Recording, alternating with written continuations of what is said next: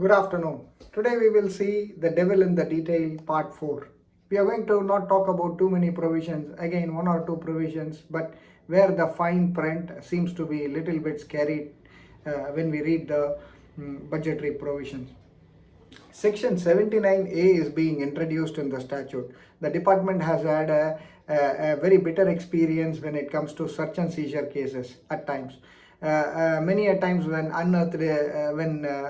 undisclosed incomes have been unearthed, assessees have been too smart to claim deductions or carry forward of losses or unabsorbed depreciation. So to prohibit this, the new section called 79A is being introduced, wherein if incomes are unearthed arising out of subsequent to a search, seizure or survey operation, and there will be no possibility to claim any deduction, be it set off or otherwise, or even unabsorbed depreciation as a matter of fact.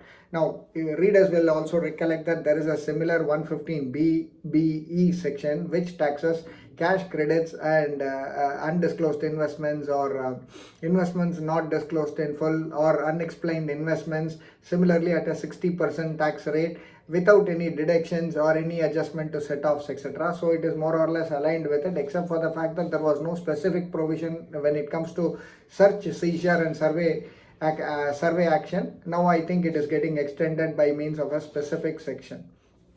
So that is one aspect to it. Section 68 on cash credits has had a checkered history, where I think starting from Sophia Finance, I think then there have been many judgments which have held that the assessee cannot be troubled with the onus of going back to trace the source of the cash credit or the person who has given the particular loan or the credit to the assessee. Now, if you recollect section 68, the section says if there is any amount which is found credited in the books of accounts which is not explained satisfactorily to the assessing officer, the same might be added as an income under the income tax law.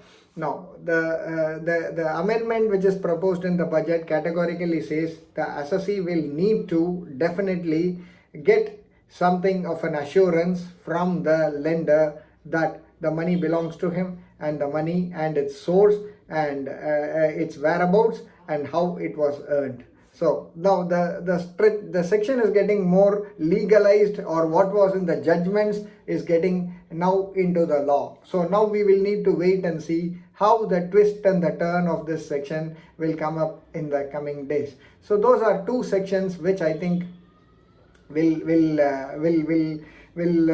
catapult an assessee to think twice when they are thinking of concealing any income or not disclosing any income, or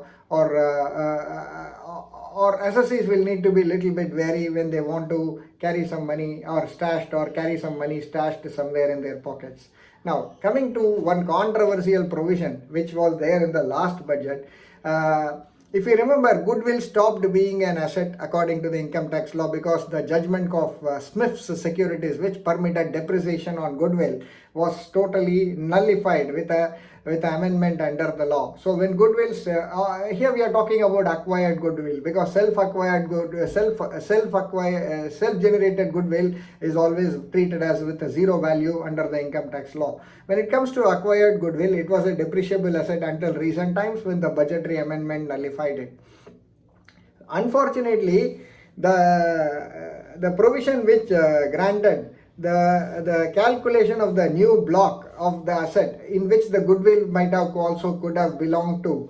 Now, that provision was drafted not in the precise manner. What happened was, if the goodwill, its written down value was removed from the block of asset, the net result could be an eventual positive or an income. Now, that needs to be deemed to be a transfer, only then the taxability will be possible. Now, the current budget makes good that particular aspect by bringing this provision effective from 1/4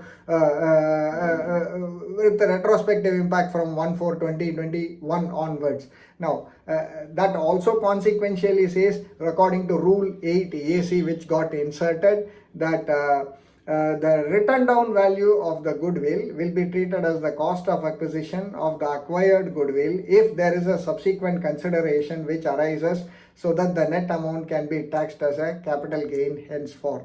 So those are the snippets I wanted to discuss today. We will see more of the devil in the detail in the coming days as well. It is not necessary that every devil needs to be scary, but some devil are indeed definitely scary. The more the fine print, the more the merrier the devil. Have a nice weekend. Thank you.